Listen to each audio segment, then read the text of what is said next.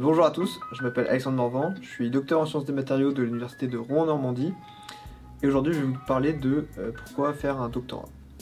Donc j'ai commencé mon parcours par un UT en mesure physique dans lequel j'ai pu donc balayer différents domaines scientifiques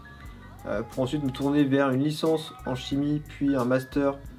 spécialisé donc en chimie des matériaux. Suite à ce master, à ce master de recherche, j'ai commencé à regarder un petit peu les offres d'emploi qui m'étaient proposées. Et je voyais que pour les postes dans lesquels je voulais donc postuler, il était nécessaire de posséder soit un diplôme d'école d'ingénieur ou alors un doctorat. Donc, puisqu'en effet un master de recherche n'est pas suffisamment concurrentiel avec les écoles d'ingénieurs. Donc c'est là que j'ai commencé à réaliser une thèse dans les matériaux toujours pour continuer un petit peu sur les sciences qui m'intéressaient le plus. Et surtout pour donc pouvoir postuler ensuite à ces différentes offres d'emploi. J'ai pu, grâce au contact que j'avais établi pour mon Master 2 et lors de mon stage, avoir cette collaboration justement avec l'Université de Rouen-Normandie et le groupe de physique des matériaux où j'ai réalisé cette thèse pendant 3 années. Pendant ces 3 années, j'ai ainsi pu développer de nouvelles compétences, développer aussi des compétences en dehors de la science, telles que gérer des projets afin d'organiser des événements pour les doctorants, s'intégrer dans le domaine associatif aussi bien de l'école doctorale que dans l'association des doctorants, et aussi être représentant des différents doctorants et postdoctorants du laboratoire. Donc c'est ce qui est possible de faire quand on fait une thèse, et qui nous permet aussi d'obtenir justement ce profil qui va être plus compétitif avec les profils sortant d'école d'ingénieur. On possède ainsi 3 ans d'expérience qui sont un plus à pouvoir faire valoir justement auprès des recruteurs et des entreprises derrière, puisque moi mon souhait était justement d'intégrer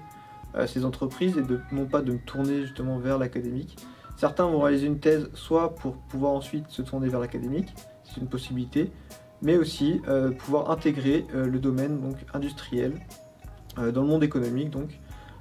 en ajoutant justement ces 3 années d'expérience et en développant tout ce qu'on appelle aujourd'hui donc les soft skills. Et après la thèse, il est toujours possible d'intégrer justement le domaine industriel. C'est ce que j'ai pu faire et j'ai pu donc obtenir un CDI directement à la fin de ma thèse, donc le 1er décembre, mon contrat de thèse se finissant le 30 novembre. Ce contrat va me permettre donc de travailler sur un des appareils instruments qui était ici disponible au GPM, parce que l'atout du groupe de physique des matériaux ici et du laboratoire, c'est que les équipes communiquent fortement entre eux et beaucoup de collaborations se font et nous permettent ainsi d'être formés, de travailler sur un très grand nombre d'instruments de très haute technologie et qui est quelque chose de très recherché aujourd'hui aussi dans l'industrie. Donc que ce soit la sonde atomique tomographique, spécialité un petit peu rouennaise, mais aussi tout ce qui va être les microscopes électroniques en transmission ou à balayage, ou encore ici au sein d'une des équipes où j'ai travaillé, tout ce qui est analyse thermique avec